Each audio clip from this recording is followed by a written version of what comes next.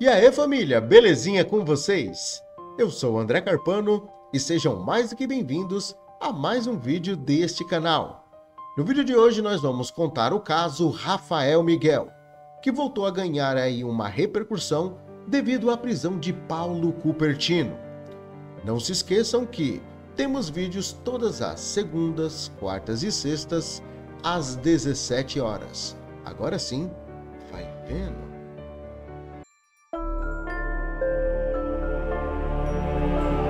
Quem foi Rafael Miguel?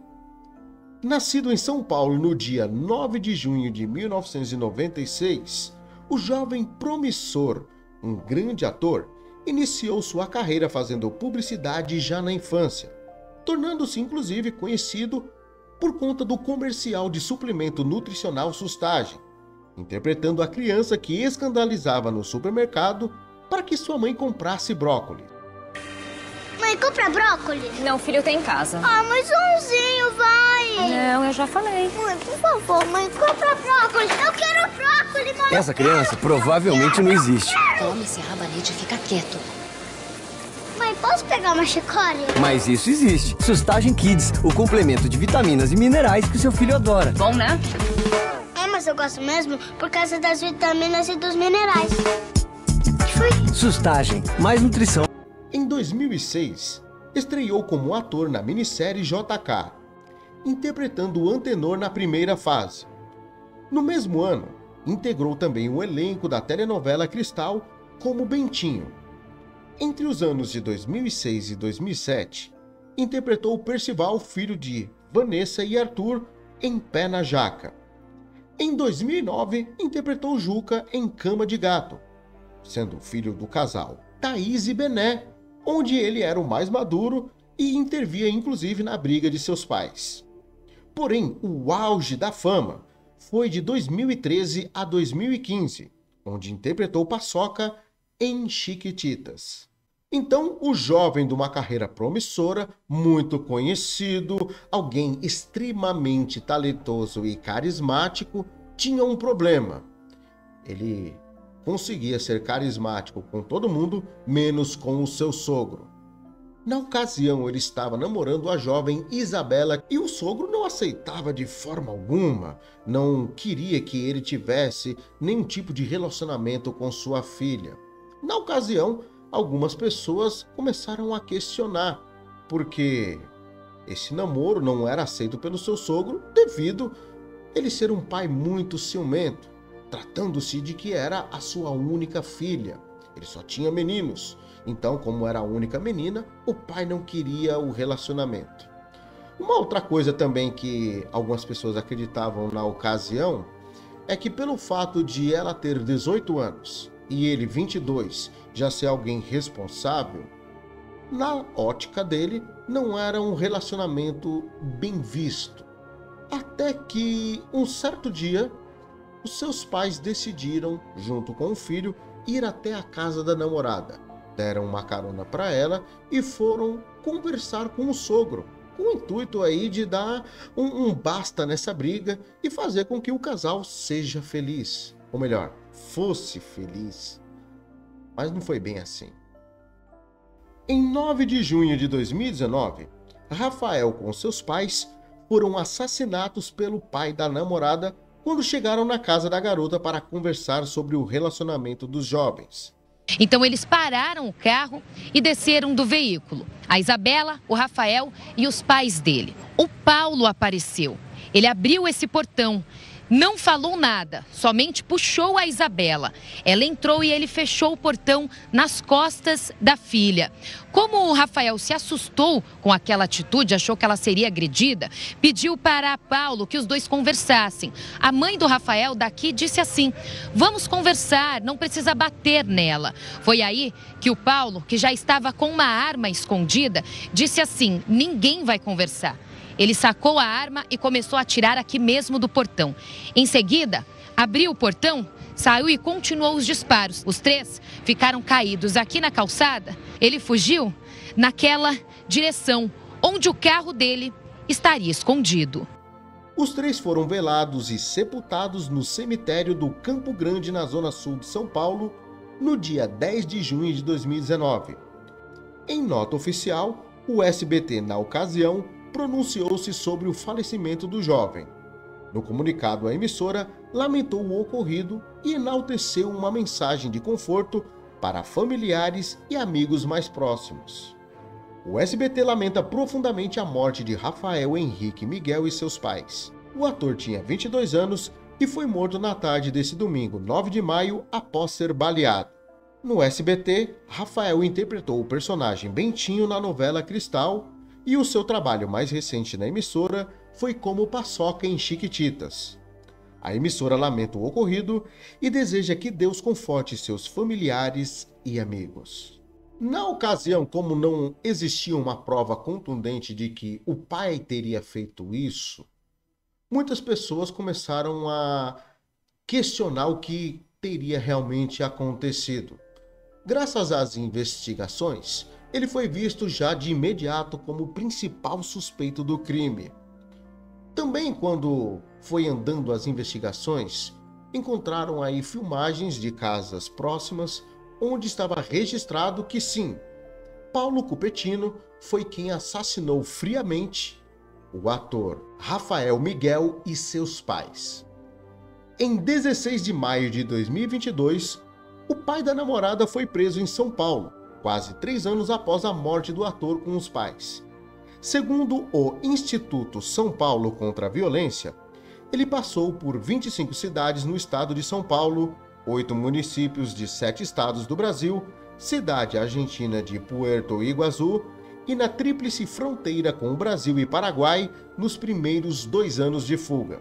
Coisa a qual depois foi, digamos que, desmentido aí por uma delegada. Já na prisão, o meliante fez questão de dizer que é inocente e que ele não fez absolutamente nada, mesmo com imagens comprovando que ele tirou a vida do jovem com os seus pais. O Cupertino está arrependido? Eu sou inocente, então. A minha filha me condena. A tua filha então, vamos esperar a justiça agora para saber a verdade.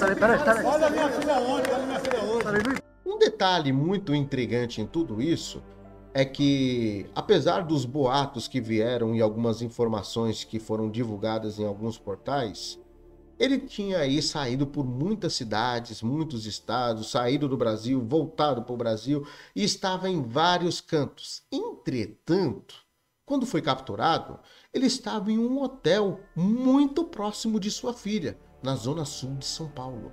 Uma outra coisa que chamou muito a atenção, apesar dos pesares, é que Paulo Cupertino não tinha só isso aí na sua capivara. Aquela lista da ficha policial que constam os crimes do meliante, então, não era somente o tríplice homicídio que ele tinha feito, mas algumas outras coisas.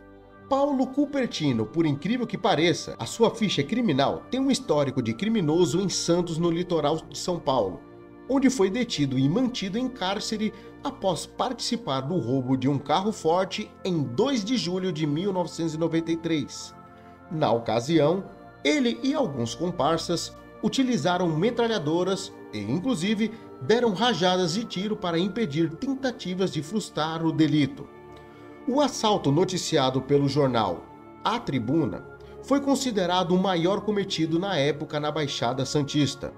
Segundo os registros jornalísticos, a quadrilha de São Paulo roubou na ocasião 20,5 bilhões de cruzeiros da transportadora de valores no estacionamento da Companhia Docas, a atual SPA.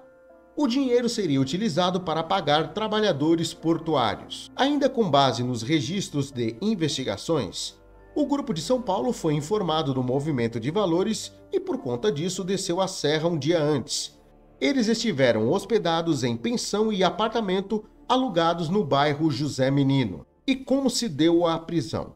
Para efetuar o assalto, os meliantes utilizaram 2 motos e um carro, mas a polícia chegou a Cupertino por conta de uma falha na fuga. E olhem só o detalhe: a moto dele, que foi abandonada após terem escapado da cena do crime, Cupertino teve a brilhante ideia para pedir a um comparsa que fizesse uma queixa do furto da sua moto. E o homem, seguindo as orientações, acabou caindo em uma contradição, onde revelou o nome do verdadeiro dono do veículo e também de Cupertino, que acabou sendo detido. Na ocasião, durante as investigações, a polícia ainda encontrou o veículo, que estava também com um revólver dentro, a arma que pertencia ao vigilante da Copesp e, lógico, depois foi devolvida. O carro também havia sido roubado em São Caetano, no ABC Paulista, e depois foi entregue ao seu dono. Aí então, depois que ele foi preso, lá no passado, teve toda essa experiência, ele foi solto, decidiu, digamos que, trabalhar por conta. E devido a esse detalhe, algumas pessoas consideram ele um empresário. Tendo então a sua segunda prisão agora, em 16 de maio de 2022, na manhã do dia 17, terça-feira, tivemos aí uma novidade sobre alguns detalhes. A delegada que cedeu aí uma entrevista e decidiu dar algumas informações. A delegada da Divisão de Capturas da Polícia Civil de São Paulo, a doutora Ivalda Aleixo, falou das primeiras reações de Paulo Cupertino ao ser preso na noite da última segunda-feira, 16, em São Paulo, e afirmou que ele parecia estar feliz, mas ele é incoerente e quer provar a inocência, coisa que afirmou em conversa com repórteres. Questionada também sobre uma possível viagem ao exterior, Aleixo negou e disse que não houve nenhuma viagem, inclusive ao Paraguai. Na conversa, ela ainda confirmou que Paulo Cupertino teria audiência de custódia ainda na terça-feira. Na noite da última segunda-feira, 16, durante a prisão, Aleixo conversou com o programa Brasil Urgente na Band e revelou também a José Luiz da Atena a prisão de Paulo Cupertino, que era como se fosse tirar um peso. E ressalta: é como se tivesse tirado um peso, sabe? Vai fazer 3 anos. Dia e noite a gente tinha uma resposta para a família e para a sociedade. Pode ter certeza que a divisão de capturas não parou um dia. Ele relaxou e a gente tinha a informação que ele tinha voltado. Mas que bom que hoje ele foi preso. Eu tenho muitos outros, mas esse foi questão de honra. Olhar para ele, cara a cara, e saber que vou levar ele para o presídio é gratificante. Datena ainda comentou que o criminoso ainda havia dado risada ao ser preso, e a delegada completou dizendo: ele está aqui achando que é uma celebridade. Paulo Cupertino ainda deve ser julgado pelos 3 homicídios, a qual pode render 20 anos de prisão por cada um deles. Segundo a delegada, ele ter voltado à região que cometeu o crime é um absurdo. São 3 homicídios e ele nunca manifestou o desejo de contratar advogado e pensou em fugir só. Ele achou que estava muito diferente, mais magro, e relaxou voltando ainda para a cena do crime. É um absurdo. Agora, uma coisa que a princípio chocou todo o Brasil foi o fato da reação da filha quando recebeu a notícia que Paulo Cupertino havia sido preso.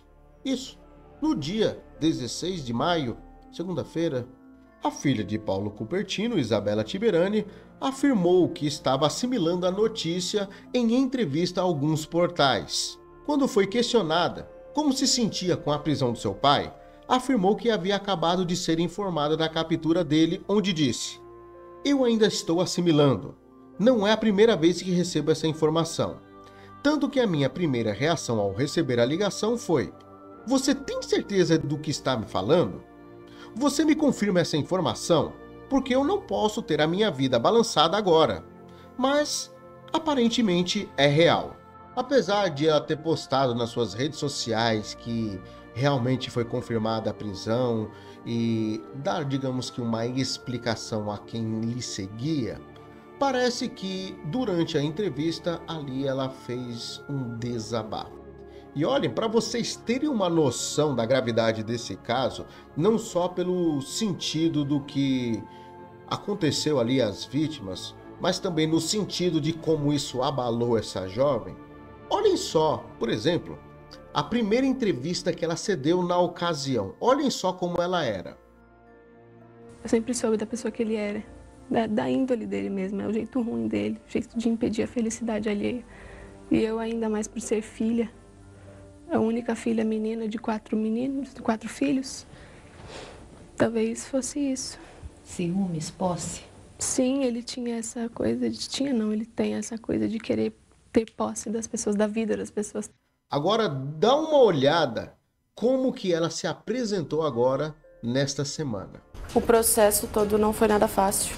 Foram 3 anos muito turbulentos, nos quais eu precisei ser muito forte, diante de toda a mídia, de todo o assédio, de todos os julgamentos, de todos os ataques e afins, sem contar os problemas pessoais. Então, não foi um processo fácil, mas eu me parabenizo porque eu sou muito forte. Para completar isso daqui, apesar dos pesares, eu vejo que essa jovem teve um amadurecimento fora do comum.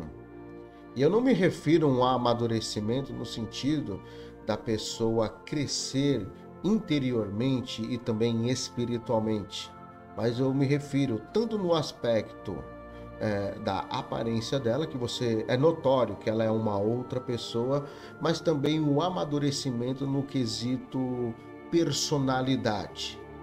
Ao invés de ela se tornar uma pessoa que aceita a condição e encara a realidade, digamos que de uma forma mais branda, aparentemente ela me pareceu uma mulher que tem um desejo de justiça, uma sede de justiça a qualquer custo.